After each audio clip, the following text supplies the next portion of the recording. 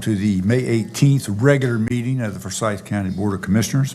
We're actually going to begin our meeting today with a moment of silence, followed by the Pledge of Allegiance led by Commissioner Plyler. And if you're able, I'd like to ask you to stand, join me in a moment of silence, and pledge.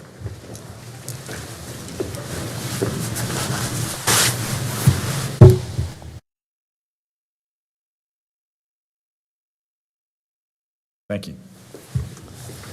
I pledge allegiance to the flag of the United States of America and to the republic for which it stands, one nation, under God, indivisible, with liberty and justice for all.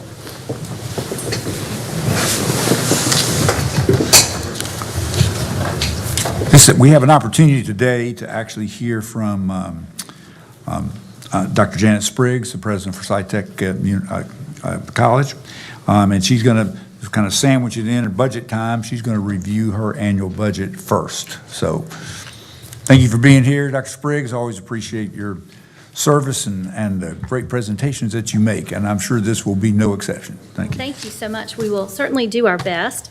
The first test is if I can remember how to call up our You got it. project, and I think I'm doing better with this, Ashley. Wonderful, thank you.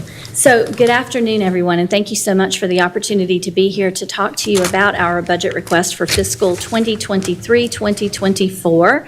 I actually have with me today our Chief Finance and Operations Officer, Ms. Kizzy Lee, and I'm going to ask Kizzy to come up and go through the detail with you, but just to summarize by way of introduction, we are asking for a 5% increase. However, 4% of that is what we anticipate that we might be able to get in salary increases from the state legislature. And as you know, we like to make sure that all of our employees are treated the same with salary increases. And so we would ask that that money be held for us until we know what the state budget is going to look like. And then we would come back and make a formal request to have that money for our salary increases. The other 1% of that 5 is really related to the additional costs that we are experiencing in supplies and materials due to inflation. And Kizzy will come up now and go through the detail, and then I'll be happy to come back and close us out and answer any questions that you may have. As she comes up, may I point out that if you are shocked by what she says, there's a whole room full of EMS people. Yeah. So you don't have a thing to worry about. Good afternoon. It's a pleasure to be here. First, I'd like to start with the operating budget request. As you'll see, that our personnel services, as Dr. Spriggs mentioned, would increase by approximately $500,000, and that is to help support the potential 4% increase along with the associated benefits. Also, our supplies and materials increase is related to the expected inflation and higher costs for those items. Overall, our total budget request is $551,131, which is 5% over last year.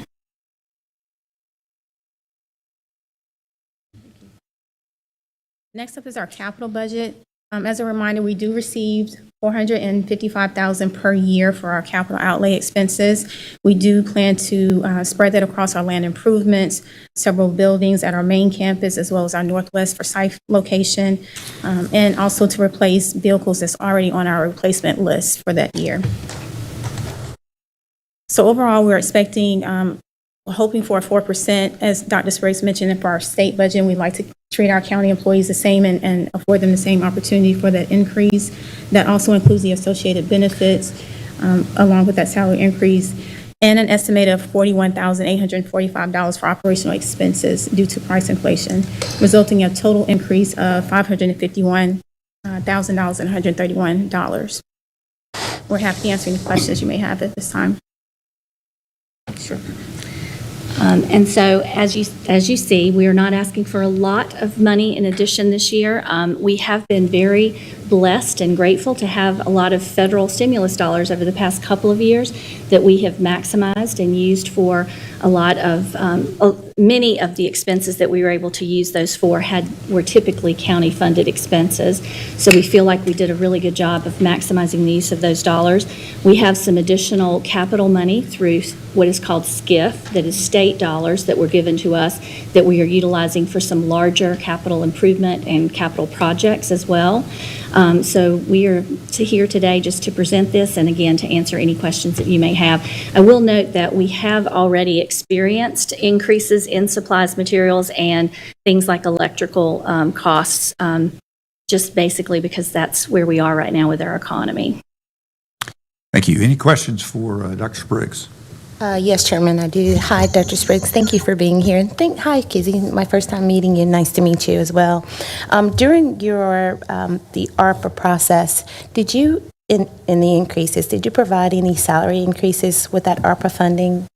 We were not, the funding that we received. Yes, we could not use that money for salary Okay, I increases, just- our salaries at all, except for temporary positions. So we could use some of our federal money to pay for positions that were specifically, they were very regulated on what we could pay for, but it had to only be for those temporary periods of time. And I should have mentioned, we have to spend all of our federal money by June of this year. Right. So we just have another month to go on that. Okay, fair enough. Thank you. That was helpful. Thanks, Thank you. Chairman. Other questions? I've got one short one. Are you expecting any, and I'm assuming you also participate in all these sort of security kind of special state appropriations for, safety issues, various choices. Are you anticipating some funds in that category this year? We have not, to my knowledge, been notified that we are going to get any funding like that. In the House budget and the Senate budget that have been released, there is nothing that comes to community colleges for that. There's a lot of money that comes to us to help support tuition costs and to help pay for some new programming, but nothing for security this year. So I'm not aware of anything. Yeah, K-12 has a fair amount, and that's a significant amount, actually. We have a 3:30 conference call this afternoon that to go over the proposal from the Senate. We've already, of course, gone through the House budget, and there's nothing that's been given to community colleges as of yet. But I can check into that. Because No, I was just curious. I was curious because that came up at the school budget issues, because the Senate does have a fair amount of money, and so does the House, both. Yeah.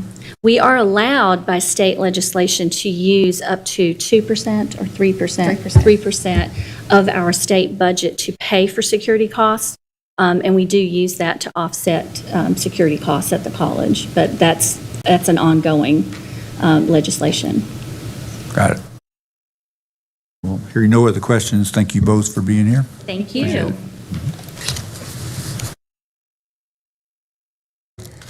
First item on our agenda is a public hearing on the zoning petition of Keith Gerald Martin from G1 to RS40. We'll have a review by Mr. Chris Murphy, Planning and Development Services Director. Thank you.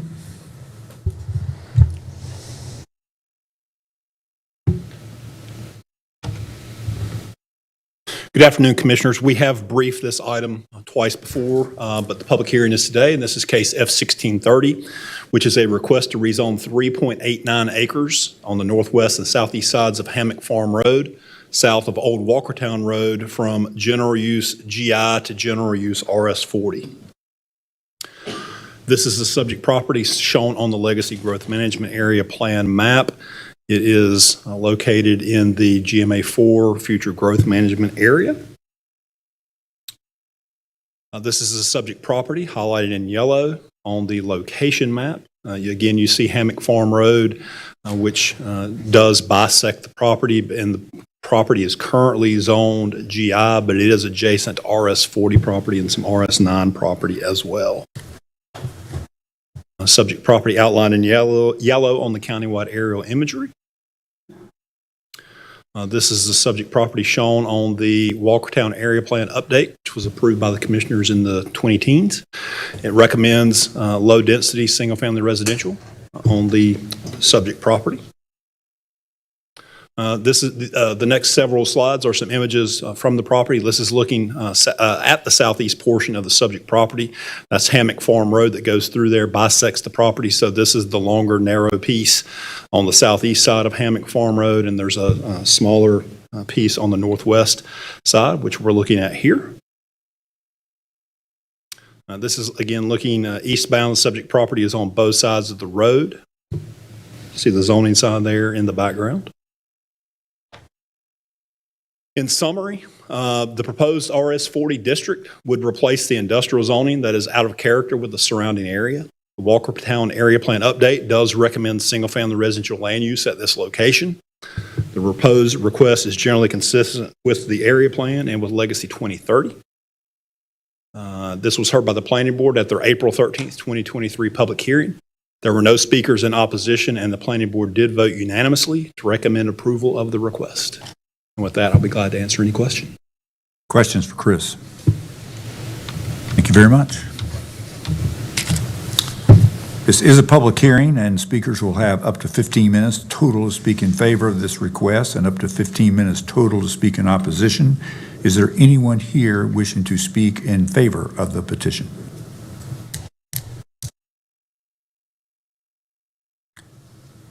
Seeing none, is there anyone wishing to speak in opposition to the petition? Seeing none, I declare the public hearing closed. Do we have a motion? Yes, Mr. Chair. I move that zoning map amendment F 1630 be approved on the basis of the following. The proposed general use zoning map amendment as petitioned by Keith Gerald Martin to rezone a 3.89 acre piece of property from GI General Industrial to RS40 residential single family, minimum lot size of 40,000 square feet, is consistent with the recommendations of the Legacy Comprehensive Plan and reasonable or in the public interest because, 1, the subject property, a large lot with a single-family dwelling and related outbuildings located at 234 Hammock Farm Road, is currently zoned GI and is adjacent or near property zoned RS40, GI, MH, and RS9, with nearby uses consisting of a single-family house, manufactured homes, vacant land, a railroad line, and warehouses. 2, the proposed RS40 zoning is intended to accommodate single-family detached dwellings on large lots without access to public water and sewer services in growth management areas 4 and 5 and in older large lot developments in growth management areas 2 and 3. And 3, the proposed RS40 zoning is consistent with the Walkertown Area Plan Update, which recommends single-family housing with up to 8 units per acre for the site. The subject property is located in an area with large lot development in Growth Management Area 3. The property does not have access to public water and sewer, and the proposed zoning is consistent with the Legacy Comprehensive Plan and with proximate zoning and surrounding uses. Is there a second? Second the motion. Second by Commissioner Plyler. Any discussion? All in favor, please say aye. Aye. Motion carries unanimously. The second item on the agenda is a zoning petition of Charles Grubb and Shannon Grubb from RS9 to RS20. Again, Mr. Murphy, our Planning and Development Services Director, will give us a brief overview.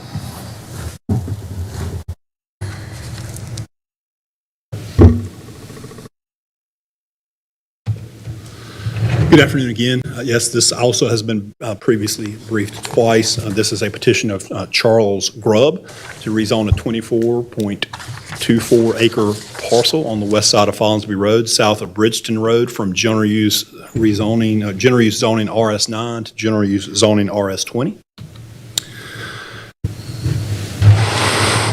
This is a subject property shown on the Countywide Legacy Growth Management Area Plan. It is located within the Suburban Neighborhoods GMA3 Growth Management Area.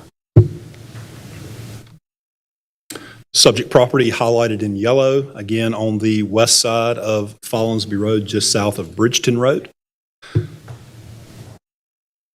Subject property outlined in yellow on the countywide aerial imagery. You notice that it is predominantly wooded with some pasture land. There are a few structures which are farm-related and a residential structure there along Follinsby Road, which we'll see images of in just a second. The subject property is located within the South Suburban Area Plan Update, which was adopted by the city and the county back in 2018, and it does recommend low-density, single-family residential uses in the area. So the request is consistent with that. This is looking north along Follinsby Road. The subject property is on the left-hand side of this image. You see the zoning sign. This is looking south down Follinsby Road. Again, the site is on the right. This is looking into the northern portion of the site. You see a single-family residential structure there. This is looking into the southern portion of the site. There are some agricultural buildings, including a barn and some other outbuildings on the subject property.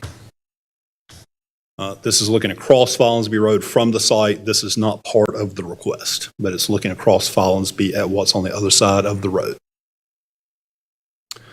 In summary, the request is consistent with Legacy in that it supports a mixture of housing densities and types in the area. The South Suburban Area Plan Update does recommend single-family residential land use at this location, and that is what is being requested. The site does have access to public water and sewer. This was heard by the Planning Board also at their April 13th, 2023 public hearing. There were no speakers in opposition, and the Planning Board did vote unanimously to recommend approval of this request to the Commissioners. And with that, I'll be glad to answer any questions. Any questions for Mr. Murphy? Very much. This is a public hearing, and speakers will have up to 15 minutes total to speak in favor of this request, up to 15 minutes total to speak in opposition. Is there anyone wishing to speak in favor of this request? See none. Is there anyone wishing to speak in opposition to the petition? All right. Declare the public hearing closed, and do we have a motion, please? Move approval of the request. Mr. Chairman, I'll make a motion to approve zoning map amendment F 1631 and a statement of consistency with comprehensive plan. I move that the zoning map amendment F 1631 be approved on the basis of the following. The proposed general use zoning map amendment as petitioned by Charles Grubb and Sharon Grubb to rezone a 24.24 acre piece of property from RS9 residential single family minimum lot size of 9,000 square feet to RS20 residential single family minimum lot size of 20,000 square feet is consistent with the recommendation of the Legacy Comprehensive Plan and reasonable or in public interest because, number one, the subject property, mostly undeveloped land with two single-family houses and related outbuildings located at 4660 and 4700 Follinsby Road, is currently zoned RS9 and is adjacent or near property zoned RS9 with nearby uses consistent with single-family homes, a golf course, and undeveloped land. The proposed RS20 zoning is intended to accommodate single-family detached dwelling in suburban areas where public water is available in growth management areas 2, 3, and 4. And number 3, the proposed RS20 zoning is consistent with the South Suburban Area Plan Update, which recommends single-family housing with up to 8 units per acre for the site. The subject property is located in the Growth Management Area 3. The property has access to public water and sewer, and its proposed zoning is consistent with the Legacy Comprehensive Plan and with proximate zoning and surrounding uses. Is there a second, please? Second. Second by Commissioner Linville. Any discussion? All in favor, please say aye. Aye. Any opposed? Motion carries unanimously. Thank you. The next item on the agenda is a resolution recognizing May 21st through the 27th, 2023 as National EMS Week in Forsyth County, North Carolina. And Commissioner McDaniel is coming forward to read it. And I'd like to invite Joel Hunley, the Emergency Services Director, actually to come here and receive the resolution. And he is joined by a few EMS personnel and actually the 18-member class of the EMS recruits. So, Commissioner McDaniel, thank you. Thank you, Chairman. It brings me pleasure to present today the National EMS resolution. Whereas the emergency medical services is a valid public service, whereas the members of the emergency services team provide exemplary medical care, treatment, ambulance transportation to the citizens of Forsyth County 24 hours a day and 7 days a week. Whereas access to quality emergency medical care dramatically improves the survival and recovery rates of those who experience sudden illness or injury. Whereas emergency medical services has grown to fill a gap by providing important out-of-the-hospital care, including preventative medicine and follow-up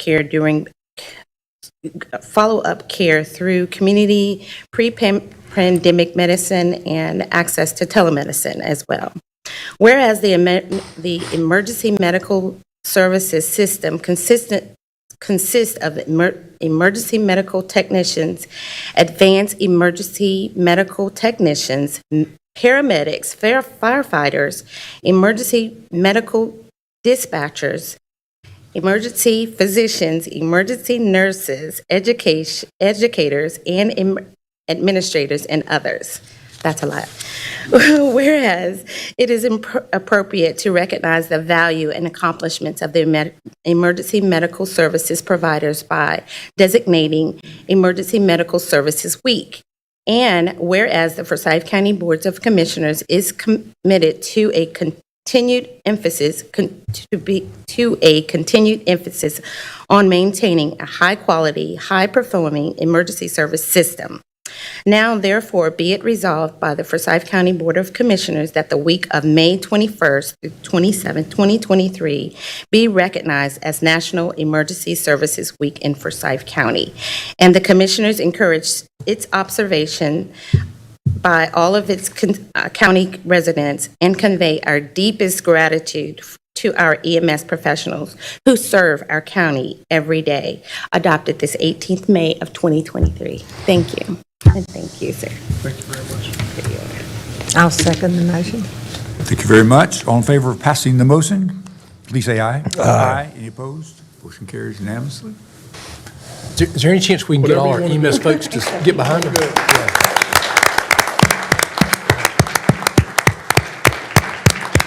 You guys stand up.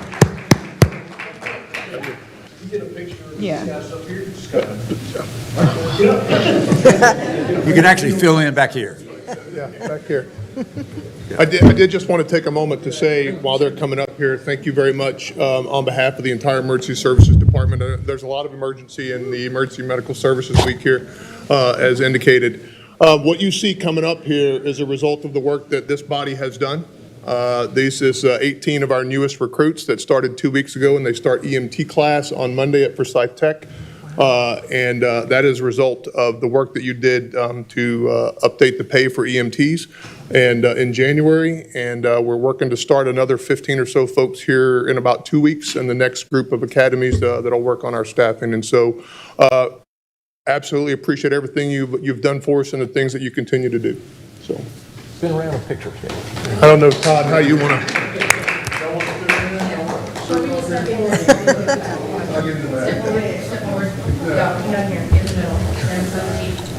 Commissioner, can come on over here. You're good. You're good. No, I'm good. Y'all are good. You're good. This is about y'all.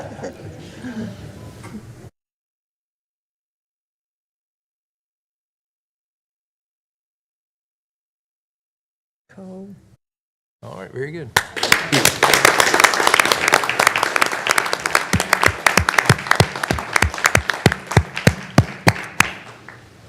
While they're moving away from the podium, I do want to recognize Mr. Dan Osmond, who's here. He is our former retired Director of EMS. Why don't you stand up, Dan, so we can say hello to you.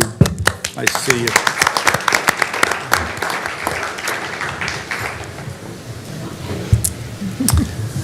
As some of you know, Dr. Lou Stringer was a longtime medical director for Forsyth County Emergency Services, actually between the years of 1972 and 1999. And sadly, just on Tuesday, he passed away. And in honor of Dr. Stringer's service to Forsyth County and a citizen, I'd like to ask you to just join me for a brief moment of silence, and then we'll actually have a proclamation for him. Moment of silence, please.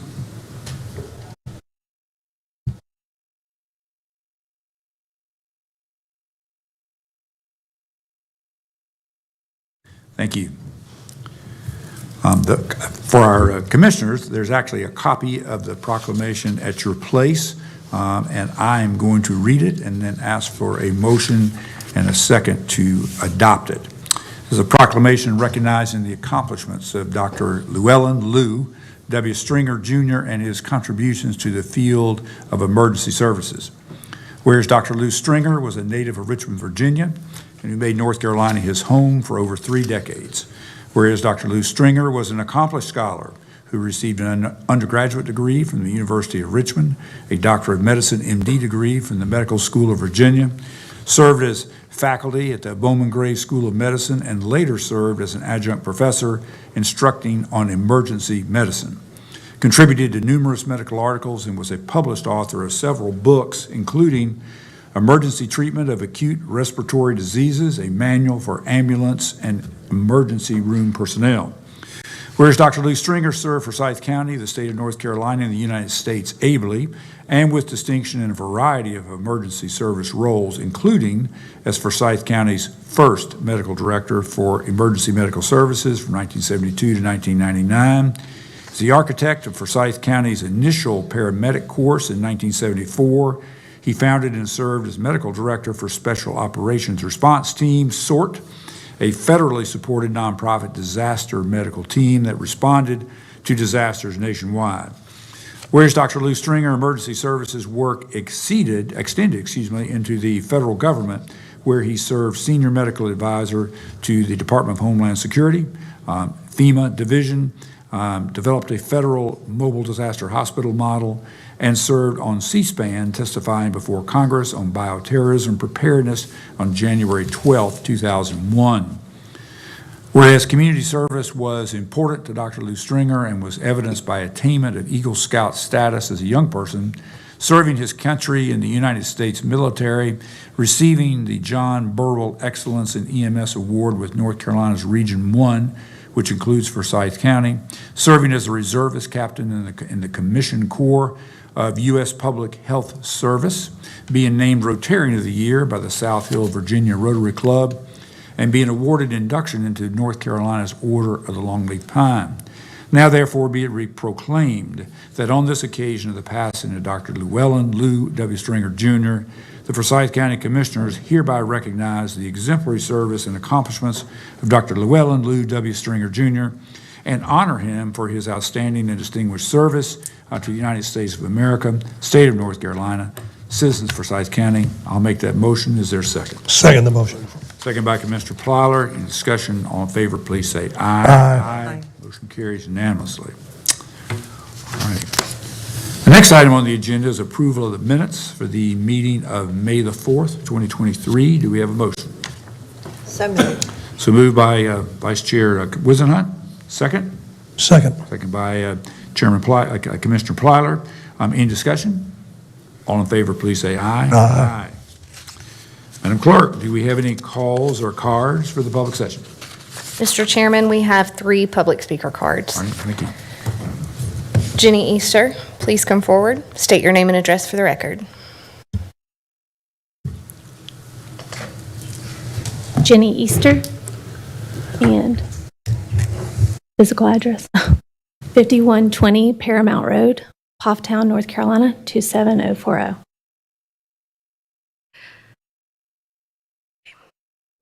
Good afternoon, everyone. My name is Jenny Easter, and I teach kindergarten in Forsyth County. After listening to the commissioners' meeting last week, I felt it necessary to come this week and voice my thoughts and recommendations before you hold the public hearing and vote, which I hope you will still adjust the timing of to a later time to allow more educators and public to speak at in person. While I may be a certified professional in our school system, I have been a long-standing advocate for our classified staff. Many politicians and the public think that classified support staff are glorified secretaries, filing papers and copying all day, when they are literally our co-teachers. They do special needs interventions, they teach our lessons when we have to do assessments, and they are used as substitutes when there are none. Mr. Plyler, I think you asked last week who are considered classified staff, and I wasn't sure if someone had informed you, but most of the time they consist of reading specialists, reading interventionists, office staff, teacher assistants, cafeteria workers, EC assistants, bus drivers, and district-employed custodians. You may not know this, but most of them carry a 2 to 4 year and sometimes a master's degree. Yet they work every day in our schools for half the pay that teachers make. I have been a teacher for 10 years in this county and once served as a director on the executive board of the Forsyth County Association of Educators. FCAE has advocated to you guys before to provide funding to bump our classified staff up so they were no longer living near the poverty line. Me coming today to request the same thing feels like a slap in the face to the advocates you have in this district and the workers you have pouring their heart and soul into our children's education every day.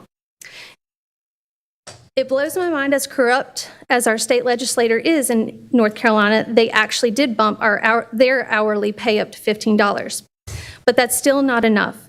And we need you to address the compression issue for our district so that they are adjusted to the years of experience and expertise that they have accomplished. Mrs. McManus stood up here and explained to you guys what we have needed in support staff since the pandemic hit. We have more special needs children than we have ever had. And we can't just keep laying off other in-house employees to fund that. We need to not wait for the state to fund it because it obviously has never come. So I hope that locally we can come together and adjust this for our district because it's been a big ask for decades. I hope and ask that you will take the next 2 weeks before you vote to listen and talk to our classified staff in our district to understand their situation and realize that we need to do something now. Thank you very much. Thank you. Mr. Chairman, I appreciate her timing and getting in here because, as she said, we're just days away from approving next year's budget. I hope we can consider that. Thank you. Alan Daniel, please come forward, state your name and address for the record. Good afternoon. I'm Alan Daniel, 100 Fernworth Court in Clemens.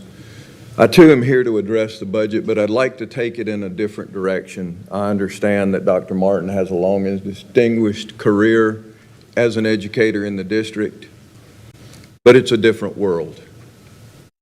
It is an absolutely different world. This year, this school year, we have lost 4 students to gun violence. Not in school, in the community.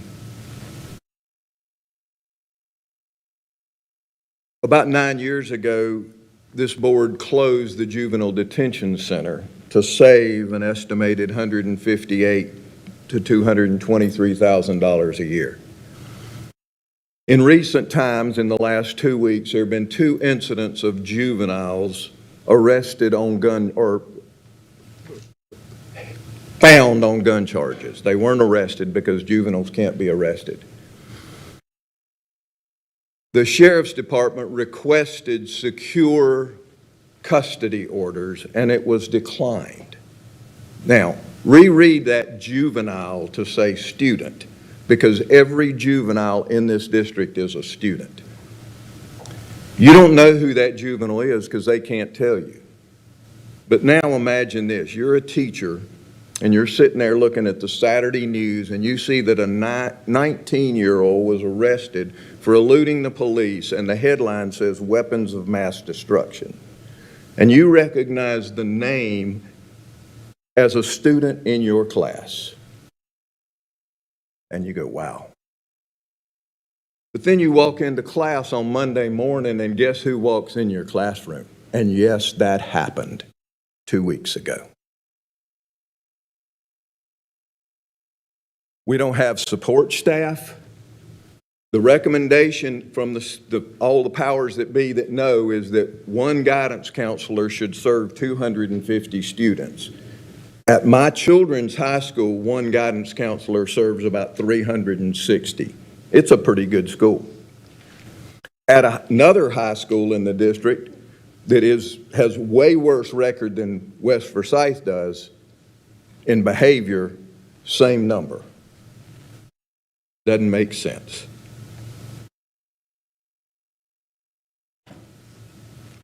The sheriff is fond of saying you all have allocated him $200,000 to do community outreach, while he has $1 million to do animal control. What's wrong with that picture? We absolutely have to do something to support not only our students in school, but we are demanding far too much of our teachers to expect them to do everything. So not only do we need to support the school budget, the support staff in the schools, but also the support staff in the community. Mental health, physical health, meals, all of that needs your support. Penny wise, but pound foolish. Okay, saving $150,000 a year, and now we have no place to put kids without sending them to Taylorsville, where they can't see their family, they can't see an attorney, they can't get the services they need. It needs to be local. Thank you. Madam Clerk, third person. Shayna Heilbron, please come forward.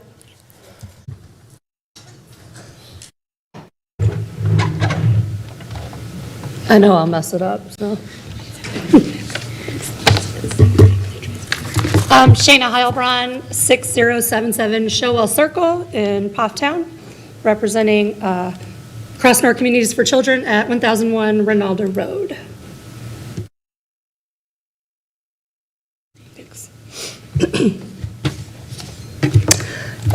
Good afternoon. I'm here today to share a little more information with you about Crossnor's Youth Independent Living Program. We currently have a request pending as part of the special appropriations request, and just wanted to provide some additional information. Crossnor is a recognized leader in helping children who've experienced trauma to reclaim, rebuild, and reimagine their future. I'm here to talk to you about the challenges faced by older youth in the foster care system. As you know, the system's designed to provide safe and stable homes for children who cannot live with their biological parents. However, the system's not always perfect. Not sure who said turning 18 is a magic switch that turns you into an adult. Either's 21. Young adults in North Carolina, and particularly here in Forsyth County, who leave the foster care system without achieving permanency are at risk for some pretty significant negative outcomes. Those include things like homelessness, incarceration, poverty, low prospects for employment, and others, as you can see on my slide. Our solution at Crossnor is the Youth Independent Living Program. The Youth Independent Living Program is really geared towards young people 16 to 21, but also those who are 22 to 26. The program really has 4 goals. The first is housing, so providing safe and stable housing where our young people can receive the support they need and also work towards independence. Our second goal is in connecting to activities. As you know, young people in our community, the more opportunities that they have to connect socially, culturally, educationally, and recreationally is going to lead to greater life experiences. And that's important, particularly for children who have experienced trauma. Our third program goal in the YIL program is to create connection to our community services. Agency partners like Goodwill can help with workforce development opportunities. The YWCA is great for health and wellness, and also staying connected to the clinical services that are offered at Crossnor, whether that's trauma-focused cognitive behavioral health or counseling and therapy around anxiety or depression. Staying connected to those services and connecting to those services is really important. And finally, independence. We really work to assist our young 16 to 26-year-olds in creating the plan necessary for that transition so that they can be successful as they go into the community or, and managing their own life and future. I'd like to share quickly one story. Shakia is a current individual in our Youth Independent Living Program. She's 19. She came into the system at 16, joined the Crossnor Communities for Children family, spent 3 years, graduated from high school, and through our work was able to connect with some programs in the community around art, culture, which really led to her passion. She recently began taking classes at Forsyth Tech and has been able to tie that passion for art into some business programming, and we're very excited about that. Could I just, we're past third of our time, could you sort of begin to wrap up? Thanks. Here's the wrap up and the funding request. We're asking for $126,000 to really support the gap funding in this program. We receive funding from Medicaid and DSS that supports about 50% of the $1 million program. So we raise privately the other $500,000. So hope that this commission will consider through our special appropriation request that $126,000. Thank you. Thank you. All righty. Mr. County Manager, I think we're ready for the regular meeting agenda. Very good. Thank you, Mr. Chairman. Good afternoon, board members and staff and guests. We do have some business items for consideration this afternoon. We have reviewed these in briefing sessions a couple times, and so hopefully have answered all the questions that might have come up. So I'll go ahead and dive into it. We've got several budget and finance items. Item 6 is a resolution approving a revision to the fiscal year 2022-23 Juvenile Crime Prevention Council funding plan. You've got an associated budget ordinance amendment that appropriates a fairly small amount, $4,802 to family services for trauma assistance and counseling program. Move approval. Motion by Mr. Plotter. Mr. Plotter. There's a second? Second. Second by Vice Chair Wizenhut. Any discussion? All in favor, please say aye. Aye. Any opposed? Motion carries unanimously. Agenda item 7 has two parts. It's an amendment to the 2020 PAYGO Capital Projects Ordinance that transfers funds from the Economic Development Reserves to SG Atkins Community Development Corporation for the shared use kitchen project and improvements to Smith Reynolds Airport. And then item B, you've got the 2022 PAYGO Capital Projects Ordinance transfers funds from Economic Development Reserves and Economic Development Projects to multiple economic development projects. This really puts some dollars that you set aside for economic development activities.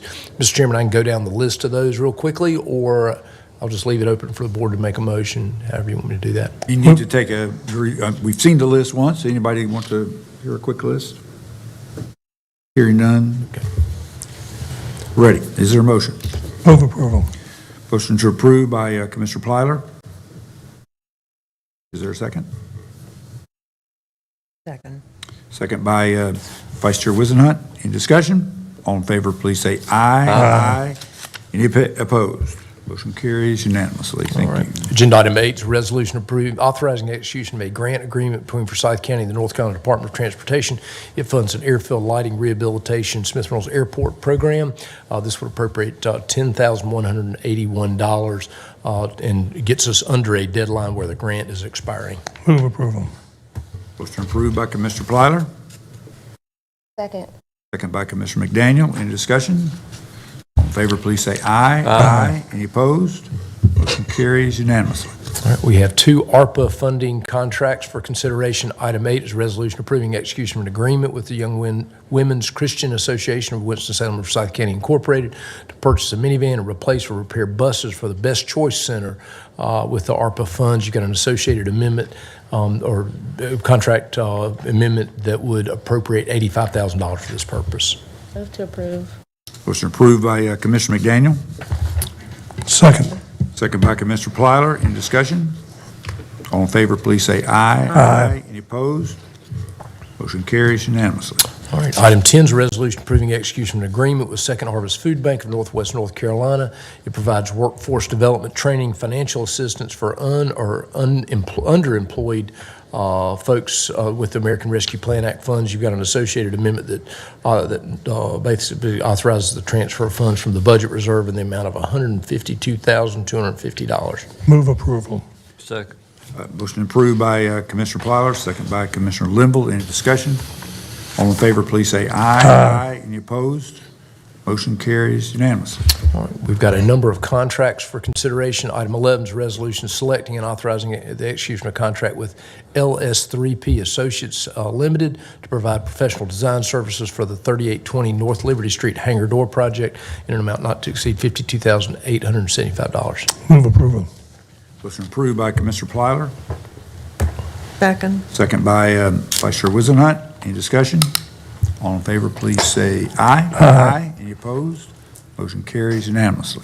Item 12 is also an airport item. It's a resolution selecting and authorizing execution of an agreement with WC Construction Company LLC to act as the design builder and provide design and pre-construction services for the Smith Rental Airport Car Wash project, really to support the rental car agencies that are there at the airport. And you've got B and C, which are both budget ordinance amendments that basically outline $84,000 not to exceed for that purchase. Move approval.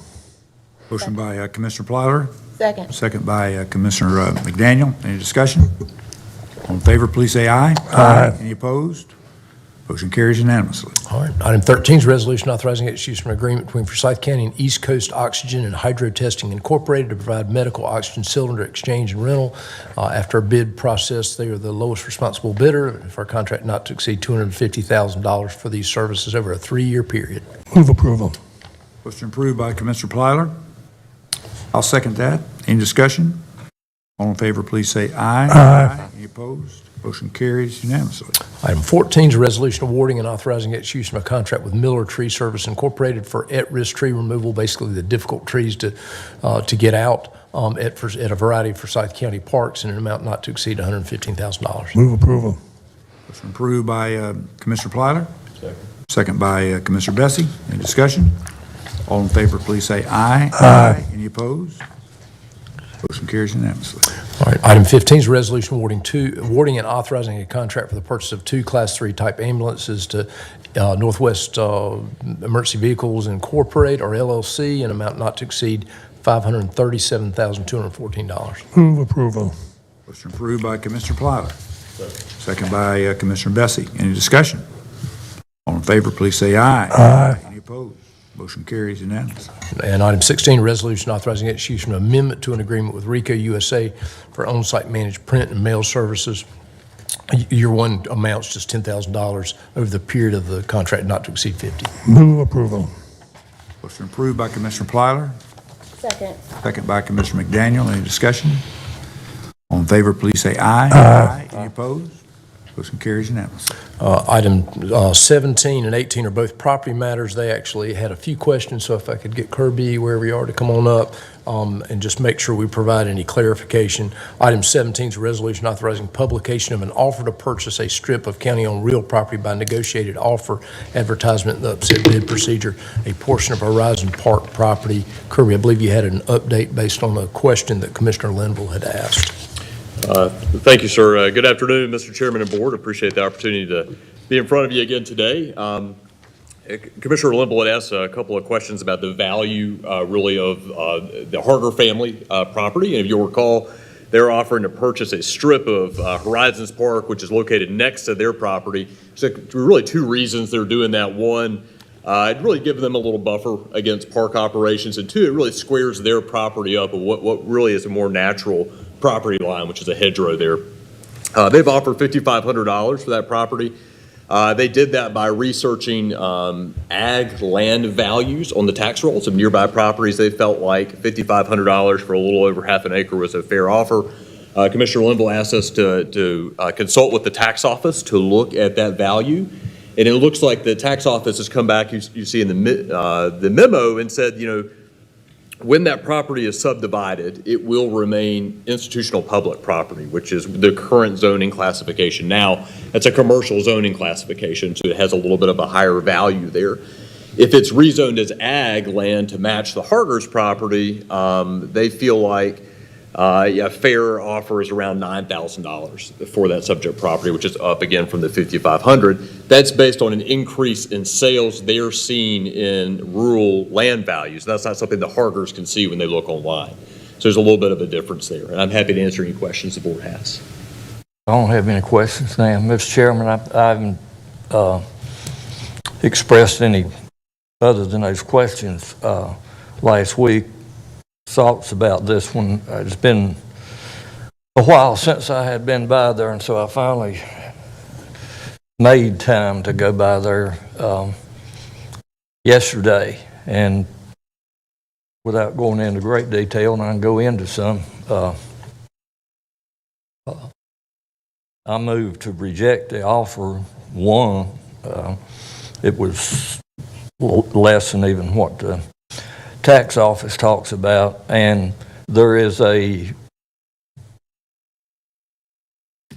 good buffer there that serves the owner of the property beside of it. And I remember some years ago, I don't remember how long it's been, across the road, whenever we put it was a residence over there, we could put some kind of,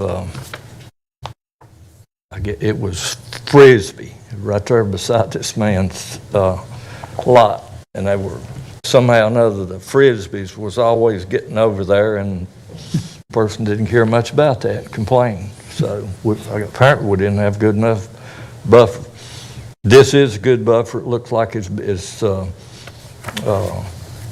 pretty good sized trees there. I didn't get out and walk the property. I just looked at it to refresh my memory. So my motion is to reject the offer, and further, I don't see that the county has a need to sell the property, and I'm not suggesting to negotiate. Is there a second to Mr. Linville's motion to reject the offer? I'll second. Second by Vice Chair Wizenhunt. Any further discussion? All in favor, please say aye. Aye. Any opposed? Motion carries unanimously to reject the offer and not negotiate further. I did, just on another note, I was looking around, and I guess it was a year ago, or maybe a little bit more. Well, I know there was a year ago, and I'm looking around, and I think I told y'all there was a nice cabin being built. Well, it was not finished at that time, as I recall. Well, I went by it again yesterday, and it was finished, and it is the nicest one that I know of in the county, and that belonged to the manager. The only thing that concerns me is there's this sawmill that's down there beside of it, and I don't mind him sawing, but I got enough things to worry about without the manager working at a sawmill. It's too dangerous. Be careful. Be sure you got some guards on that big blade. Right. I did get a permit for that cabin, Well, just I'm so you not know. worried That's about right. I would expect I'm not worried about that part. That's right. All right. Number 18, Kirby. Okay, great, thank you. This is the Carver School Road property. This is an old tax foreclosure. The board has a $20,000 offer on. The tax value is $11,200 on the rolls right now. And Commissioner Woodbury, you had asked some questions about affordable housing. I have not gotten in touch with the offerer, the bidder on this, but our Economic Development Office did reach out to some of the folks that do that type of thing and have not heard back from any interest in those type of developers like Habitat or something like that on this property. Is there a motion to? Chair, I just wanted to respond. Thank you. I appreciate you getting the follow-up. I will say that District A has probably one of the greatest needs for, quality, affordable housing, and I would like to, really sort of appeal to the commission to, be as helpful as we possibly can to the city, which is, this District A part of our county, to kind of help with this, because I think ultimately, as a whole county, we'll start to see some unintended and, unfortunate consequences, because people just don't have the housing that's needed, especially with inside of the county.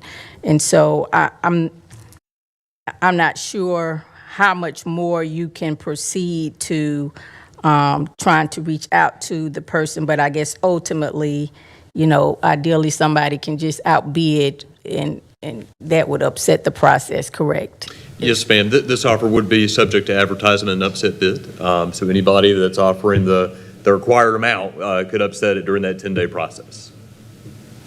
So the next question I have is just in relation to the current tax value of the $11,200, and then the person who is making the offer, offered the $20,000. And I'm not sure, and you can clarify, but I do know that at least 5 years ago, there were some concerns from the citizens in that area about a low tax assessment of properties, which created a lower tax value. And there were some questions around inequity, and that would create a scenario ultimately where people could come in and buy the properties over in that community undervalue, and sort of start to create an imbalance of home ownership.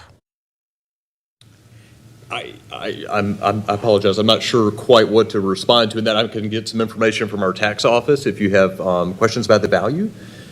This is held by General Services right now, so we simply look at it as a real estate deal. I give the tax value as really a reference point for what they say the value is right now in comparison to the offer that you have. And so I'm happy to get more information on the value if you like. But since it's government property, it is non-taxable right now. And it's not that they don't specifically look at that. I'm sure they do, but they don't spend as much time on that value as they would on taxable property. Well, and the bid that we actually, the 20, I think you had conversation with the purchaser, the potential, the one person of interest, Yes, and sir. they actually agreed to say, you made it clear that the last of these we've had, we've certainly, we're not in the business of giving away property here. We want the fair value for the county that we now, since we own it. So I felt like the 20,000 was a fair offset, and it is going to be housing. It looks like he's proposing to build 1 to 2 houses on it. It's not going to be smaller units or other kind of issues, but I don't know what the zoning is there in terms of getting any more subdivisions and, I mean, 2 houses and a half is a quarter of an acre lot per house, which is fairly small, and it seems like I think that proposal is fair. I mean, I'm okay, but if anybody else I has move approval, Mr. Chairman. got a motion approved by Vice Chair Wizenhut. I'll second that. Any further discussion?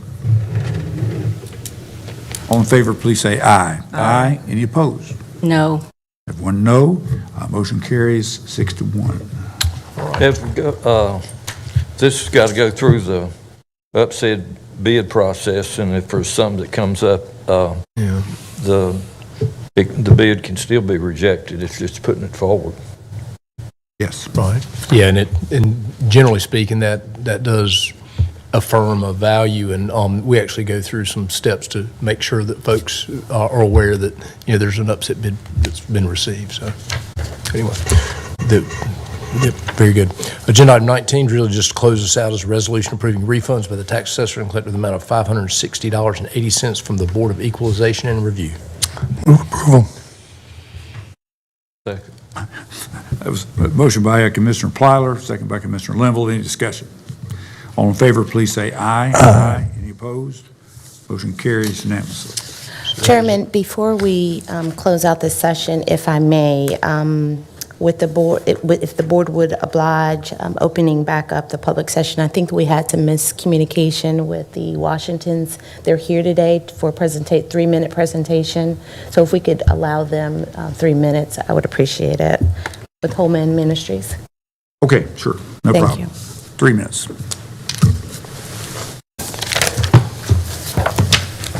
If you just give us name, address, and we'll just have our normal 3-minute communication.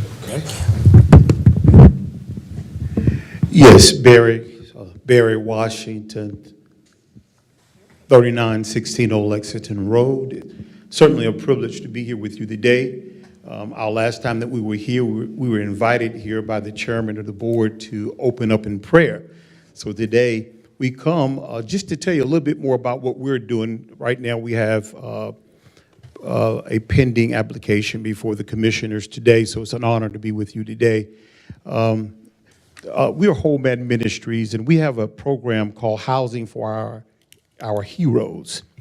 And what it entails is that we have homeless veterans today in Forsyth County on the street, many of them who have served the country and honorable discharged, but find themselves needing residence. And for a few years here, we've been working along providing permanent residence for these ladies and men.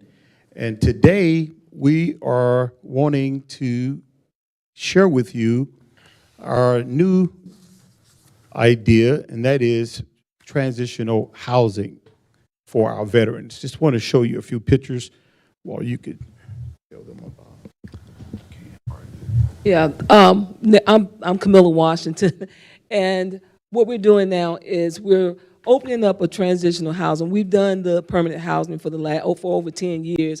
As you can see on the screen, this is a new house. It's an 8-bedroom, 7-bathroom home, and we're looking to put veterans, the homeless veterans, there as they transition into permanent housing. And so that's why we're in need of the funding. Again, we've done this for over 10 years, and we see that there's still a need in the community to house our homeless veterans. The last one that we did, as you can see these pictures, this is a new construction. The last one we did, first of all, let me thank you, the county commissioners, for putting the brick in the foundation of the last house off of Thurman Avenue. And we could not have done it without each and every one of you. So again, we want to thank you. We got that house completed right before Christmas. And a veteran and his wife are living in that house. And they had been homeless for well over a year. He had been sleeping in the car. Him and his wife had to separate because they had no housing. So I just want you all to know that personally from us, what a blessing it was for that family to get them off the street, to get them out of a car, and to bring that family, that husband and wife, back together again. So again, the pictures that you see up there, this house, it has 2 laundry rooms. It has 7 bathrooms and 8 bedrooms. And we're looking to start out, we'll put maybe 5 to 6 men in that house. It is off of West Clemensville Road, and we're now putting bedding in there now. It costs to furnish that house. So we're taking our time doing that, and we're just so excited about it. We want the community to be excited about what we're doing, because veterans, I mean, gosh, they went out, they did so much for the country, and this is the least we can do, especially in the city of Winston-Salem. We'd love to be a model for other cities in the state of North Carolina of what we're doing, and that we understand that each and every one of us cannot go out there and put our hands to the plow, but when you get involved, you might as well be out there because you're making a difference in the community. I'm impressed that it has 7 bathrooms. How many people live in there? It will be 6. 6? Yes. So it's more than 1 bathroom for everybody. Yes. We want our veterans to be comfortable as they transition into permanent housing. I'd feel the same way. Yes. Thank you very much. Thank you all. Thank you. May I ask a question? Oh, one other follow-up question. A question regarding the nature of the transitional nature of the housing. Is there a time limit? One of the questions that I've heard raised by housing advocates for homeless folks is that you can inadvertently create a problem if someone gets into housing and then they have a time limit requiring them to move out after they've established a support network at that location. So is there a time limit, or how do you address it as in a transitional nature? Very good question. We're starting out at between 6 and 12 months, depending on that particular veteran and how they transition. We will provide wraparound services for them, called job readiness, a variety of services we want to provide for them in order for them to be self-sufficient and independent. So that is a good question. It's not in concrete, but basically, we can extend it, but we like to end it with a year. And what we've seen in the past, these houses that we provided for permanent residents here, we also provided wraparound services for them as well. They came in there with nothing. Today, many of them have vehicles, they have their own job, and a couple of them went on and, purchase a house or either start renting on their own. So we want to provide this by collaborate, we have a number of organizations that we collaborate with. Thank you. Thank you. Thank you. No further business. Do we have a motion to adjourn? So moved. Motion by Commissioner Plyler. I'll second that. Let's adjourn for, what do we need, about 10 minutes max? 10 minutes max. There we go.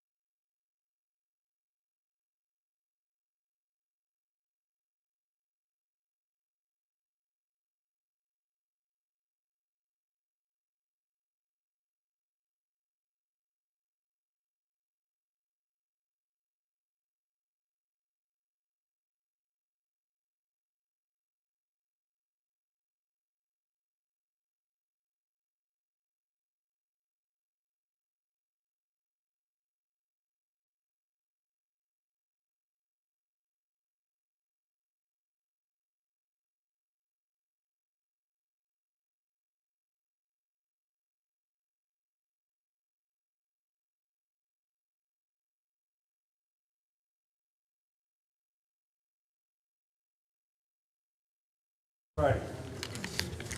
Now we'll resume with our briefing for the meeting on May 26th. And excuse me, it's a briefing. Yes, for our Thursday, June 1st meeting. I apologize. Okay, we have two discussion items today. One, we're going to hear about the budget and property update that Gordon Wash is going to provide for us. And I apologize, I had my microphone off. And we have two discussion items today, the budget and property update and the legislative update that our county attorney, Gordon Watts, is going to provide both of those. And then our county manager, you can come on up, Gordon. Our county manager will actually go over the proposed items for the next meeting. Thank you. Good afternoon, Commissioners. For the PCCI matter, I don't really have any new information for you. We discussed this a few weeks ago, and I believe you have a copy of the memo, which I handed you out then.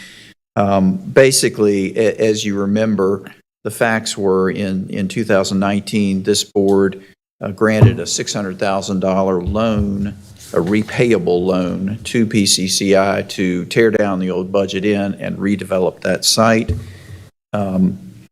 They are now ready to do that, but in the agreement that from 2019, they were required, and they offered this, and the board accepted, to create 72 houses. At least 25% would need to be rented to residents with income at or below 30% of the area median income, which is also known as AMI. The remainder would be at or below 60% of AMI. Low-income residents would have to remain there. The requirement would be for 50 years, so it'd be a long-term requirement that it be low-income housing. And the loan would be due no later than May 1st, 2023, which was a couple weeks ago, obviously. After that, beginning May 1st, the interest is 8% annually, which is $4,000 a month. So that interest is now running at the rate of $4,000 a month.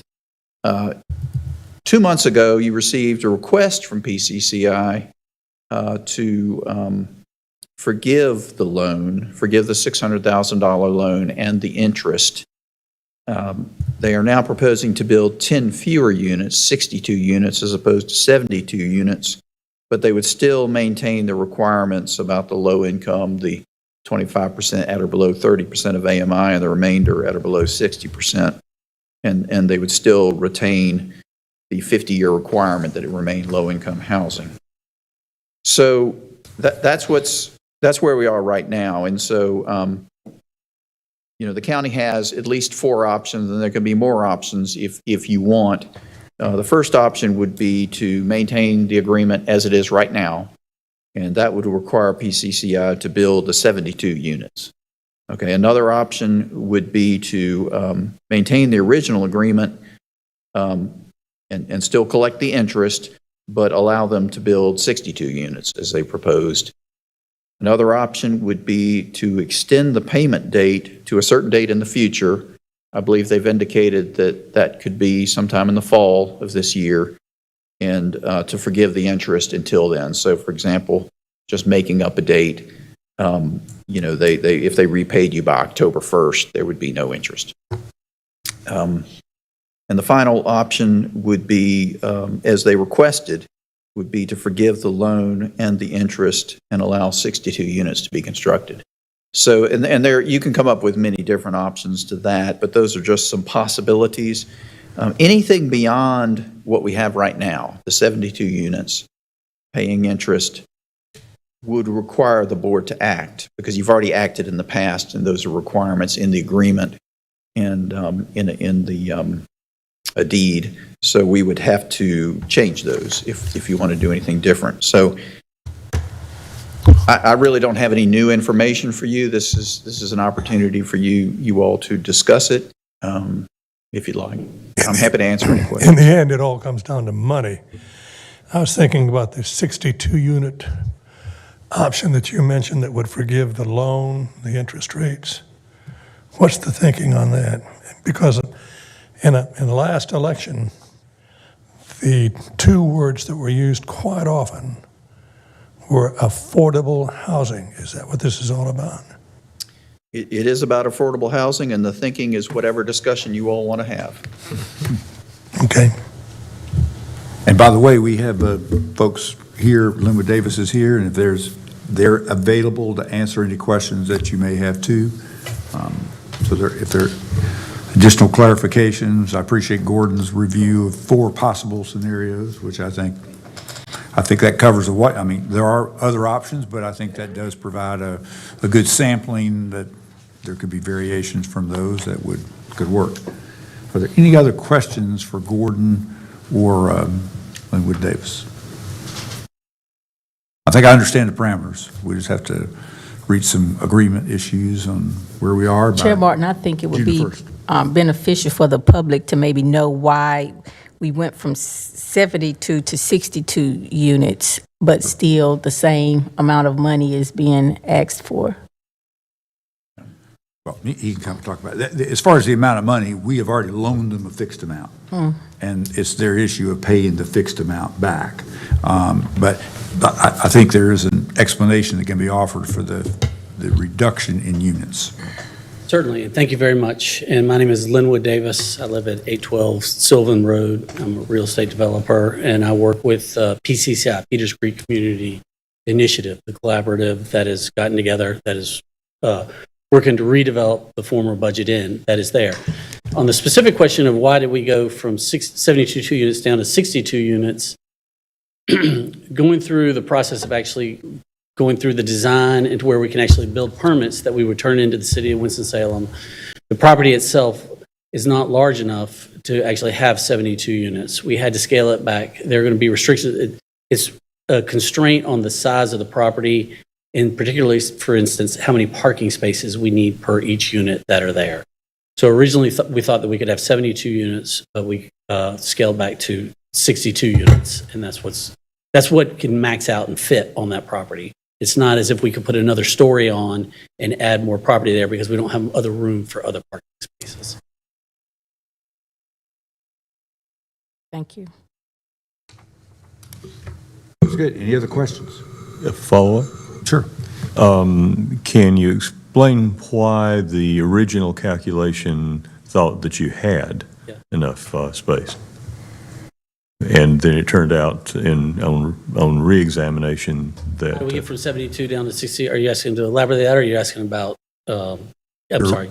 Your original estimate that We could have believed that you could do 72, obviously, it was not made in a vacuum. It was made from looking at the property. And I think the question becomes, in the first estimate of 72, why wasn't the lack of the space for parking places acknowledged and recognized then? I think that's the question. That is a good question. And in the life of the project, I became involved. There was another developer that was involved about 4 years ago that was originally working with PCCI that was not able to be able to come to a successful outcome for them and figure out how to finance it. And in their original thinking, and when they originally worked with the county, they had a number of 72. How they came up with 72 and came up with that number back in 2019, I don't know. But I've been involved for the last 4 years and extensively. And we've actually been very successful. As a matter of fact, we were given an award last year of $12 million in federal income tax credits to finance this property. That's why it's actually a real viable project today. And in fact, we've, just so everybody is aware, this is a Forsyth County project. Developers are here, PCCI. It is originated by the community. The builder is downtown. Our civil engineer, we're working with Steve Causey, who's in town, that's here. Our architects are here in town. In fact, we've actually been able to pull together all of our plans that we would like to submit plans for permitting to the city of Winston-Salem, probably maybe before Memorial Day, right after Memorial Day. So we've done a heck of a lot of work to figure it out. How they originally came with 72, I don't know. That's before my time. It sounds like what you're doing, being polite to the original, attempted developer, was they just made a mistake. We had a respected developer that was here before working with them, and how they backed into that. these large deals on funny sides of properties where there are existing buildings that are there, it can be a little bit cumbersome. I don't know, they made an arrangement with the county, they made a deal with the county, there's a contract with them for 72. That 72 came from, I can't exactly say, but what I can tell you is we can build 62. Thank you. Any other questions? So, Chair Martin, I would kind of ask about the, why ask for a loan versus try to apply maybe for ARPA dollars? Well, of course, this was before the pandemic, and PCCI was working to try and take care of they wanted to do what they could to take down the property, meaning buy the property, as well as there was the Budget Inn hotel that was on it, which was blight, and it was something that was a problem for the neighborhood. It was full of crime, and they worked with the county and they worked with the city. They raised, the city contributed $600,000. The county was willing to loan $600,000. And that gave them the funds necessary to buy the property and actually take down the building that was there.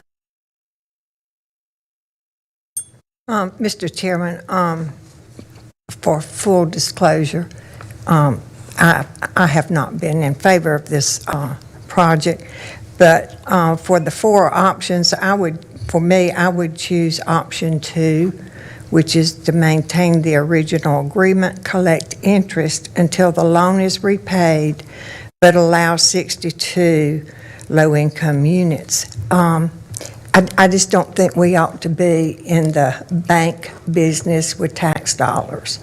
I don't think we should be loaning money. And if we do loan money, then the interest should be paid. So I would be in favor of option 2. We appreciate everybody's consideration. This is an economic development issue for the city, for the county of Forsyth County.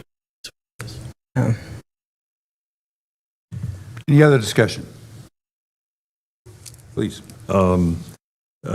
By way of background, I'll note that this project is in the Southwest Ward that I had represented on the City Council for a number of years.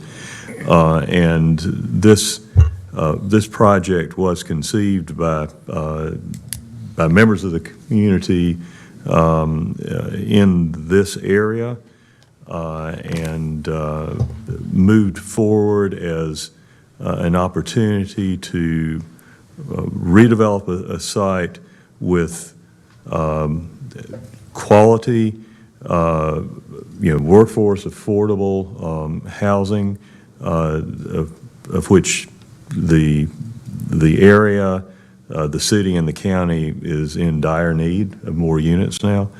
I was a strong supporter of the project and remain that way. A substantial part of the reason that it has not moved forward before this point is that the state housing finance eligibility criteria were unfavorable to the location. After, I believe, 3 years of attempting to get this on the list of finance-approved projects by the state North Carolina Housing Finance Agency, surprisingly, late in the process, this 4th year, they changed their criteria so that now this site was eligible. Those involved in the site's development as workforce affordable housing scrambled and got an application in under the wire, and it was approved. So that's where the $12 million in financing bonds backing came for, at this point, after 4 years of frustration, and represented the domino falling in place that allowed the project then to really pick up steam and move forward. I think this is an opportunity at at low cost to the county taxpayers to get a project on the ground in a fairly rapid fashion at this point. And it would be a shame for us to lose that. I think that the county made a good move when it agreed to make a loan for the project. I would be happy to go with a more active county involvement in it, but in the absence of that, I would favor option 3 to extend the due date, not add $4,000 a month cost on the project, and allow the 62 units to be constructed. So just a pitch for that option. And remind me again of the city's additional subsequent contribution to this project after the award was given from the state? That's right. If I may give you just a little bit more color as what's going on and how are we here now and what has happened. And Commissioner Bessie is correct. It's an annual application cycle that you go through to get federal tax credits to subsidize this type of property, which we got 12 million. And we had to apply for that in January of last year, so 2022. That's 14, 15 months ago. And when we applied for those tax credits, we had to underwrite the project for how much would it cost. And within that, we had including paying back the county their $600,000. We fully understand that. We appreciate the importance of contracts. We look around us, people are canceling contracts, and we think that's a disaster. You need to live to your commitments. We fully understand that. Problem is, when you apply for it in January, they actually, normally you would find out if you received that in the summertime, late summertime. We actually didn't learn that until the end of October of last year. And so when we underwrote the project with being able to pay back the county, all last year, if you recall, we had record inflation and just a massive, massive jump in interest rates that have come up. It didn't blow a $600,000 hole in our budget. It blew a $4 million hole in our budget. There was no way that this project was going to be able to go on. We weren't going to be able to pay anybody. And the recourse was we were going to have to give the property back to the county, and you would own a piece of property on Academy in Petersburg. So what we did is when we won the award, we knew exactly what our problem was. And the first place for us to be able to turn, which was the most effective, was to go to the city. The city has provided an additional $3.2 million to help us fill that gap that we had. We had a remaining gap of about $500,000. We're coming to the county, and we're asking for relief for that $600,000 to help make the project whole. So that's actually how we got here. We're not interested in canceling contracts. We're not interested in y'all being a bank, but we did we were there were about 24 out of about 150 different applications in the state that received an award last year. This was the only chance that we could get to get it. And we, like I said, we brought in millions of dollars into the county. And, but with the record, everybody understands the inflation. We all go to the grocery store. Everybody understands interest rates. If you're looking to buy or sell a house, it has been a disaster last year. And so with the city very nicely gave us some relief at the beginning of this year. And to help make the project whole, that's what we're doing. We're asking for relief from the county. What is your cycle on the actual, have you actually bid this project? And I don't know if you may not be bidding it for that matter. I'm not sure. I guess you're required because it's a government project. You probably are required, I assume. We're not required. We're going to use the same builder that we've used on the past 14 projects that we work with. It's almost we have no financial relationship with them, but there are specialized builders in this industry that can comply with the North Carolina Housing Finance Agency rules. And we'll use Rehab Builders, which is located right on 4th Street, right here in downtown. And so they've given you a firm price. We'll have a firm price, and place, and we will go through the permitting phase, and we will probably close. We've received 2 terms, so we received tax credits. Those tax credits don't build buildings, cash build buildings. We sell those tax credits. We've got 2 term sheets now in place to sell the tax credits for the price that we need to make it happen. And we would probably close on the property and sell the tax credits and a construction loan probably by Labor Day is when we're on track to do it. We have to get our permits in place to be able to do that. We'll submit our permits within probably the next 2 or 3 weeks.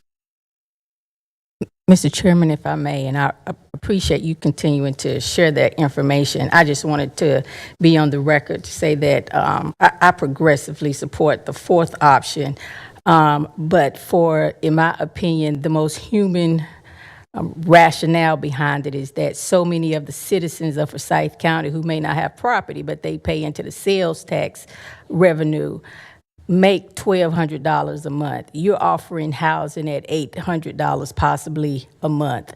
And that's $400 you're living off of for the rest of the month after you pay your rent. And I just ask us to think along those lines. How many of us can live off of that amount of money after you pay your rent? And to me, we have to maybe start to think outside of what we normally do to meet the crisis of the majority of the citizens that sustain this county every single day by working in our classrooms, working in this building, and just working throughout this community to make sure that, again, we are a strong and viable county in North Carolina. I appreciate that. And again, we're bringing in $12 million in federal funds to bring this off. Now, this county has already paid $600,000 out here. It's not like they're going to have to come out with an additional $600,000. It's for giving a loan that we give. But it is pennies on the dollar for what you're getting in return. Any other discussion? We've had preferences expressed for 3 of the 4 options. Is there anything else we can When do certainly... you want to make a decision on it? That's it. Well, if we're following our schedule, this would be, actually, we would brief again next Thursday if there are additional questions, and it would be on the agenda on June the 1st, 2 weeks from today, for us to make a decision 2 weeks from today. Okay, I'll have your answer by then.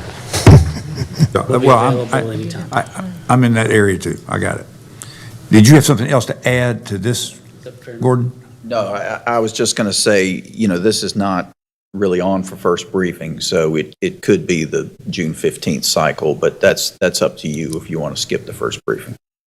Yeah, I think well, we're 2 weeks away. I mean, I think it can be on the briefing agenda, and I think we need to resolve the issue. I mean, I think we need to resolve it and resolve it. Surely we can by June the 1st, and if my memory is, that's the way we left the discussion before several weeks ago, is that we try to resolve this by the end of May. Yeah, staff will just need direction because typically we get out a finished agenda by Tuesday. So we'll just need direction because right now I've got 3 votes for 3 different options. So. Well, I think that the staff task here is to simply lay out those options. I think, like I said, I think those are pretty inclusive. I think it's a matter of laying out the options, and we need to select one that there's 4 votes to support. I'm not sure there's 4 votes to support any of them at this point, so that's a matter to determine. Mr. Chairman, if I may, I'll move that this be placed for second briefing on the next Thursday's calendar, and that staff be asked to present the 3 options for which there was support, suggested with an eye toward having it on as an action item on June 1st with the disposition and the pleasure of a majority of the board. Yeah, we'd be actually adding it today onto the briefing for that cycle, and I'd be glad to second that. Is there any discussion of that? We're in the briefing, we can't. I think we are, but That's it's fine. either I think it's giving direction, and I'm going to assume there's a consensus about giving direction that if we had those 3 options available, we can act on this on June the 1st. That's where I am. Mr. Chairman, I'd like to ask Mr. Davis a question. Sure. I think you did a marvelous job in explaining your position and where you're going. What, in the end, when the sun goes down today, what would make you comfortable, something that you can deal with without staying awake at night trying to figure out how you're going to get it done? Well, we just came through a pandemic, and I was able to pull together $12 million. So I stay up a lot worrying about a lot of different things. If you're asking me what's our baseline, I think that's what you're getting at there. Our strong preference is for it to be forgiven. Good. Thank you. And, Mr. Chair, forgive me for making the error of trying to make a motion during a briefing session. I apologize. Yeah, I think it's just a matter of a consensus of when we're going to get this discussed. Yes, and acted on. We had a good discussion today. Appreciate Gordon's options. I think we're all good for voting on this on June the 1st. We're good. Okay. Righty. Thank you, Linwood. Appreciate it. All right, I think unless the county manager tells me otherwise, the next discussion item is regarding a couple different related items involving the General Assembly legislative priorities. The first one, I believe the clerk has handed you out a couple of single-page handouts from me. The first one relates to Smith Reynolds Airport and a bill that started off as de-annexation. That was not on the county's legislative goals for this year. It was introduced by a couple legislators. That is being substituted out. The de-annexation language is being taken out of that bill and replaced with a provision that would provide a 50% tax exclusion for real and personal property at a legacy airport as defined by the statute, and that's just the statute defining legacy airports, which briefly are airports established before 1945 with a runway or terminal building still in existence that started before 1945 and a runway of over 6,500 square feet that's had an impact on the state of North Carolina. So Smith Reynolds Airport has been designated as a legacy airport, and I had added to that language that would state that it was in a county with a minimum population of 350,000 and a maximum population of 1 million, and that it's also within the corporate limits of a municipality. That was to make sure there aren't any extraneous airports that are caught by this who don't want to be part of this tax exclusion. So that was put before the legislators, and it was sent to bill drafting. And so I've been in conversation with a staff member there, and he was concerned about the population. He thought that might not be copacetic with the courts. And so he just wanted to say, or he was proposing, we were brainstorming that it just be limited to legacy airports. And my point was that it really ought to be narrower than that, because the reason we're doing this is because of the double taxation issue, the issue of being taxed by a city and also being taxed by a county. And so many airports, the Davidson County Airport, PTI outside of Greensboro, those are only taxed by the county. And so people with property, with equipment, businesses with equipment at the airport, businesses with airplanes, individuals with airplanes, they're paying more in tax to be at Smith Reynolds Airport than if they were somewhere else. And so what I proposed to him is, I said, if you want to take out the population, I think that's okay, but so what you have on your sheet is a red line version where it takes out the population, but it leaves the part about within the corporate limits of a municipality. So, we wouldn't want an airport that's only subject to county taxes, have those cut in half, because that, again, would put us at a disadvantage. And so I think that would be acceptable language. They're still mulling that over in Raleigh, and the reason I'm bringing it to you today is just to make sure that is something that the board is interested in pursuing. We can always pull the plug on it if it's not something that's in your interest. The general thought behind it, and the chair can speak more to this than I can, but the general thought is to encourage businesses to locate at the airport and to encourage people to park their corporate jets at the airport and not to be at a disadvantage to neighboring airports. I'm happy to answer any questions anyone has about that. That's an accurate description of the support for it, and it is something that had been discussed by this board prior to this year. So it's been the issue of the increased taxation and what it is costing us in economic development potential is pretty well documented. I think that's a lot of consensus around that. And you know, it clearly represents some loss of revenue for us and loss of revenue for the city. But there's also a belief that that will be recaptured with additional investments and taxes in the future. I'm assuming everybody's good with leaving that as it is. And I did speak with Representative Lambeth earlier this week. There's been two conversations. I saw the mayor. Mayor had one yesterday morning. I had one on Monday late, and he said it's still alive, but it's because it is a little. There is a little heartburn around that bill because it is a statewide bill for this legacy airport condition, et cetera. And so, but he said he thought his conversation with the mayor on Wednesday was a little more positive. So we'll see.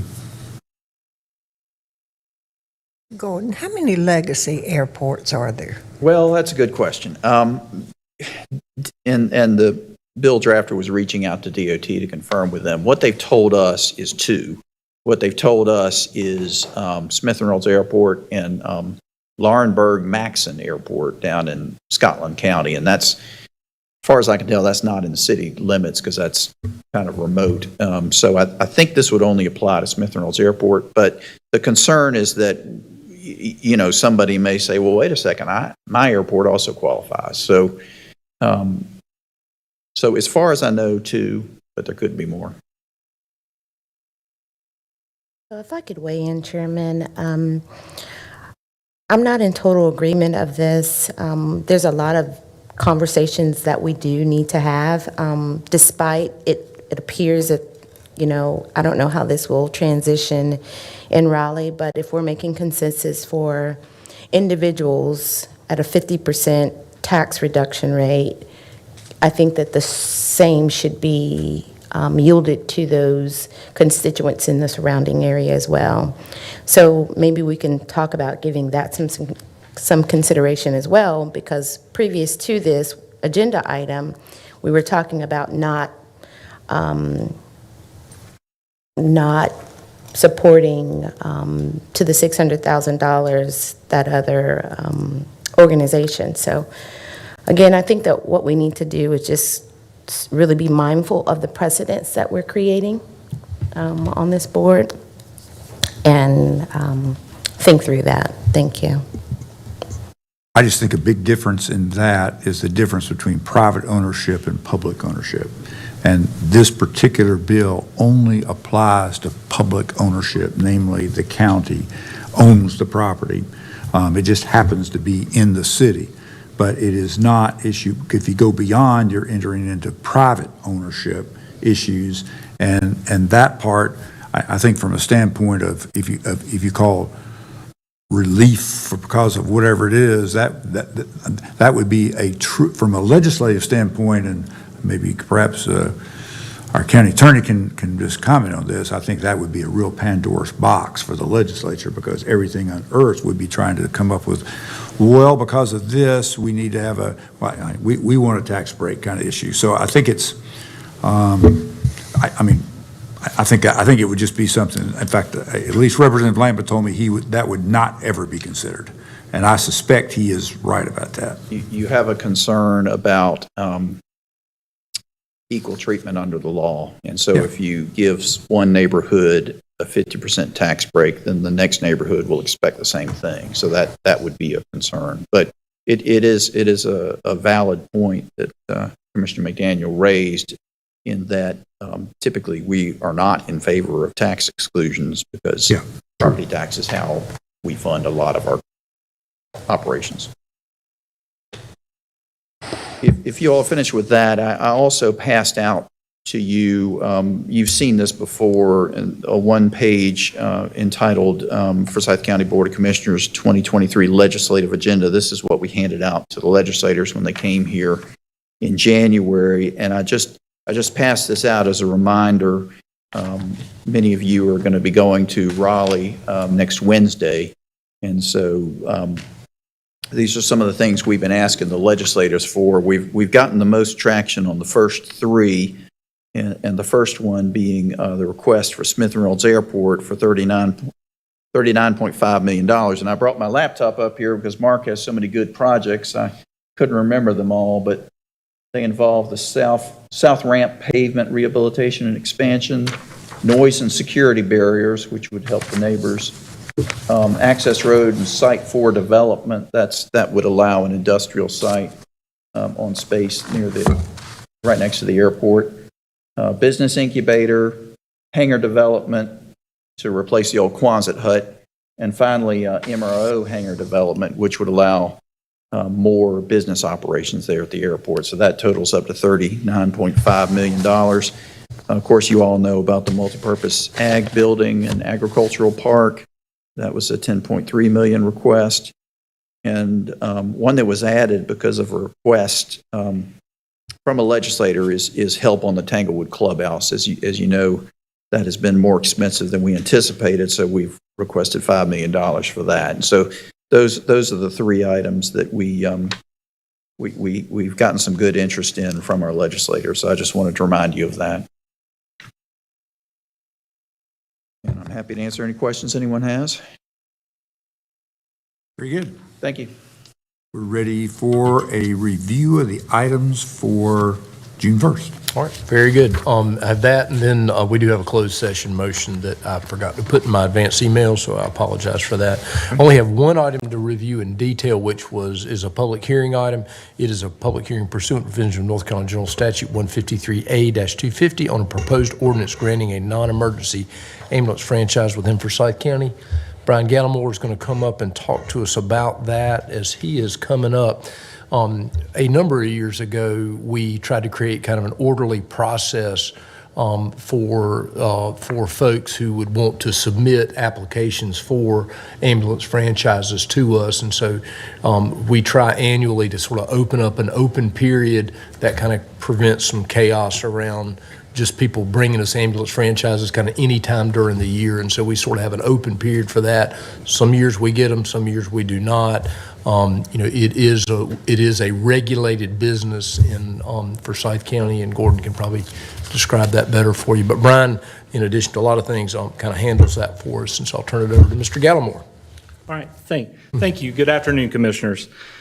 Forsyth County Emergency Services requesting that MedEx Medical Transport Incorporated be granted a non-emergent ambulance franchise in Forsyth County. MedEx franchise application was reviewed and approved by Forsyth County Emergency Services Administration, as well as Deputy County Manager Damon Sanders Pratt and Finance Director Kyle Wolf. We feel that MedEx organization will augment high-demand convalescent ambulance transport capabilities in Forsyth County, and as well assist Forsyth County Emergency Services respond to calls in a busy 911 system. MedEx Medical Transport was founded in 2010 and headquartered in Ahoskie, North Carolina.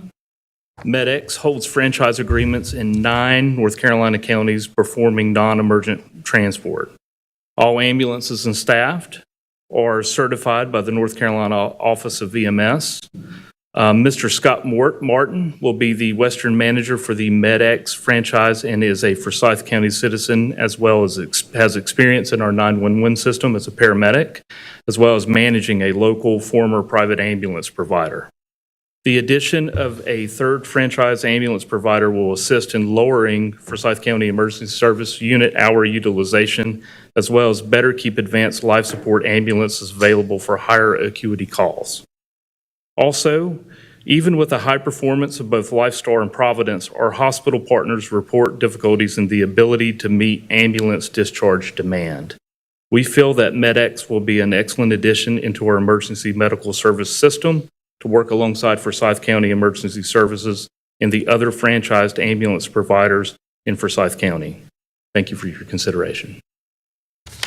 So we'll open up a public hearing on that, and Brian, you can kind of do that same kind of briefing, and then we'll hear comments from the public. So I will tell you, having grown up in eastern North Carolina, that'd be a Hosky, North Carolina. So Yes. anyway, sorry about that.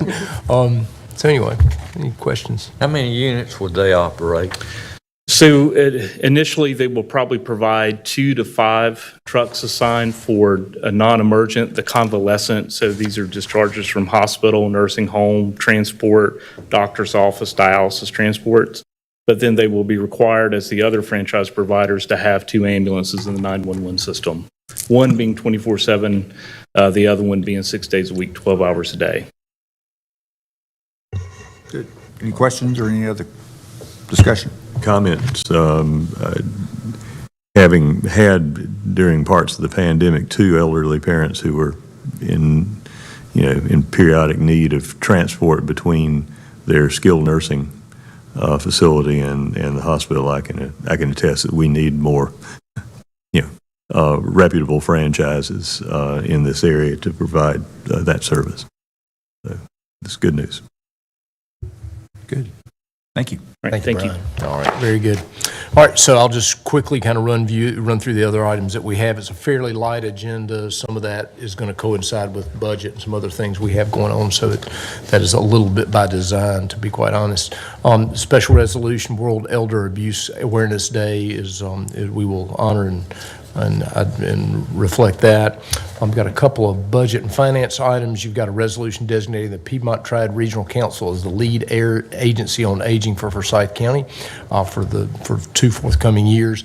That is actually part of the Council of Governments for the new county commissioners who may not be familiar. And then that affiliation, they actually provide services to us as the area agency on aging. And so you'll learn a little bit about that. Audit committee met and reviewed audit contract heading into next year, which they will be auditing year end June 30th of 2023. And so even though the year end has not come to us yet, that work actually begins. And so, we will be moving forward with that. And so that contract's on.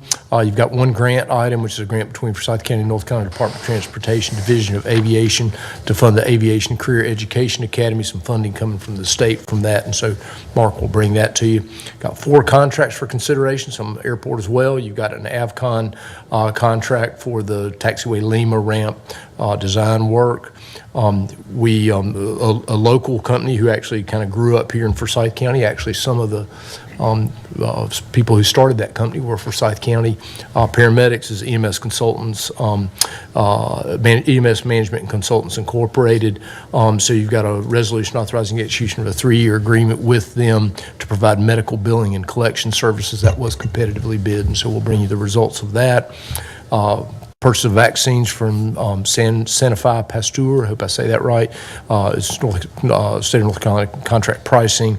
And then there's a resolution selecting and authorizing the execution of agreement with Frank L. Bloom to act as design builder and provide design and pre-construction service for the Highland Avenue Park project. That's our park that we funded partly with the ARPA dollars, I believe, or all with ARPA dollars, and so we'll bring that to you. And then we had something you'll see on the voluntary ag district. I believe that's been moved to the next agenda cycle. A couple of refunds, and that's it. So it's a pretty straightforward agenda. Sure. Good. Is there no other discussion? Just close session. Yeah, Commissioner Bessie and maybe Commissioner McDaniel had something they wanted to add at the end of this meeting. I know Commissioner Bessie does. Okay. Maybe the same thing. Okay. One of the public hearing speakers earlier today referenced a suggestion for an evening hours budget hearing, and that reminded me that I had meant to ask about that. Apologies for not doing so earlier, but we have our public hearing now scheduled for Monday, June 5 at 2 in the afternoon. I'd like to ask if our colleagues would be at home to the suggestion of recessing that hearing after however long people want to talk, or up to 2 hours, and then reconvening for an evening session at 6 for as much as a couple of extra hours to give folks whose, schedules don't permit them to participate during the day a chance to comment on the budget. We did have good attendance earlier this year for sort of an open forum, evening hours. Thought that perhaps a quarterly opportunity would be reasonable. This would be about that time frame, and a good use of the time, I think. Well, I can just make one comment. I'm not in favor of having two hearings, one at 2 o'clock and one at 6 o'clock. But I'm not, it doesn't matter to me particularly when it is, whether it's 2 or whether it's 6. But I just think we need to have one hearing, period. I'd go with 6 in that case. What are other people's feelings about that? Any big, I don't have a problem with coming to 6. Well, the other public, are you suggesting, Mr. Chairman, to get, if another meeting is at 6, to somehow get them closer together, that public hearing? Just have, instead of having our public hearing at 2, we could just move it to 6. We'd have one public hearing. It would begin at 6 o'clock, instead of 2 o'clock. You're going to move the meeting later, yeah. It's just I moving agree, it rather later. have a public Move it. hearing close to that too. However sequence you want to put it in. I support that too. I don't mind doing it for budget, but I'm not in favor of doing it quarterly. I've been here long enough that we've had meetings at 7, and we've had meetings at 6, and we've had meetings at 2, and I've never been able to see the difference in the folks coming to speak if they have something to speak about. I haven't seen the difference. But for the budget, if you all want to do it for the budget, it's fine with me. So we'll go 6 o'clock on June the 5th. Looks like everybody's okay with that. All right. All righty. Thank you. Yes, but I would also like to address the fact of the quarterly meetings. I do understand your reservations, Gloria. However, I think that we're in a new day and a new time, and we should at least give the constituents an opportunity to show up and show themselves approved before we just continuously say no. So again, it's a consensus on the board of at least 4 for us to make sure that we can manifest that in the future. And I would just say lastly, Chair Martin, if I may, I think that obviously, depending on who's here on the commission, adjustments to meetings, is just about, it's just a natural occurrence. And I think I'm probably maybe the only one that's still in the workforce, and it is, definitely not per se the burden on me, but I think the people who voted me in feels a certain, burden around, where is our representation if you can't be at the meetings because of a work schedule. So I would just like to, again, ask the commission to consider the different schedules that we all may have so that there is proper, representation of the citizens. Thank you. I'd like to point out that I'm still in the workforce too, but I just come and go whenever I get ready to. Thank you, Commissioner. Everything has been said is duly noted. So would you like to make a motion that we go into closed session? Mr. Chairman, before we do that, would you allow me to say one thing? Yes, please. We have talked about going to Raleigh. We've talked about this particular subject. I can't even remember what it was because there was no name on it, but I know you're workforce people.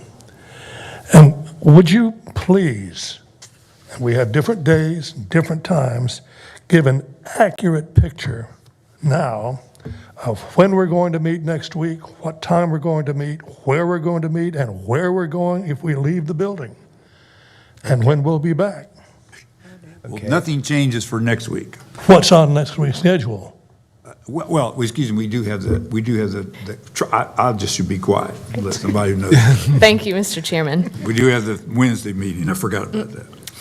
We've got a lot of meetings going, but we don't have anything in writing. I'd like to know if we can get it in writing before I walk out of here. Commissioner Plaller, I'll answer your question. So we are leaving at 5:45 a.m. Wednesday morning, This coming Wednesday morning. coming Wednesday. Now you see the reason, Mr. Chairman, why I'm asking this question. 5:45 in the morning, right? Yes, sir. And we're going to Raleigh, right? Yes, sir. Oh, boy. Okay. Is that the only meeting? It is going to be an all-day meeting. Yeah, but don't we have other meetings to discuss other subjects? We've got, So next Thursday, a week from today, we have our second briefing at 2 p.m. all right, so Monday we go to Raleigh, right? Wednesday. Wednesday, Raleigh. Thursday, here. That's 2 correct. o'clock. You're going to come here to the Government Center on Wednesday and Thursday, but we are leaving at 5:45 a.m. Wednesday morning. Wednesday morning, and then Thursday we'll be here at 2 o'clock. 2 o'clock, our regular schedule. And ain't nothing else besides that before or after? Those are the major events of next week. Okay, so folks, we only have 2 meetings next week. One we go to Raleigh, one we stay here. Correct. And one we have to get up early in the morning. Wear your tennis shoes. We'll be doing a lot of walking on Wednesday. This is going to be exciting. What do we do when we get to Raleigh? Say hello to their legislators or? We have meetings, or you have meetings with the General Assembly, all of our representation that day. What time do it's they in- start? Will we have a schedule on that? Yes, I have a schedule for you, and I'm going to send it out to everyone. Oh, good. Yeah, she's going to get you squared away. So I'm going to read the closed session motion. How about Okay. that? All right. I need to ask the board to consider a motion to go into closed session to discuss one matter to consult with the attorney employed or retained by the public body in order to preserve the attorney-client privilege between the attorney and the public body, which privilege is hereby acknowledged pursuant to provisions of General Statute 143, 31811A3, and since no other business to come before the board at this meeting, following the closed session, the meeting will be adjourned. So moved. We have a second. Second. All right. All in favor, please say aye. Aye. Motion carries unanimously.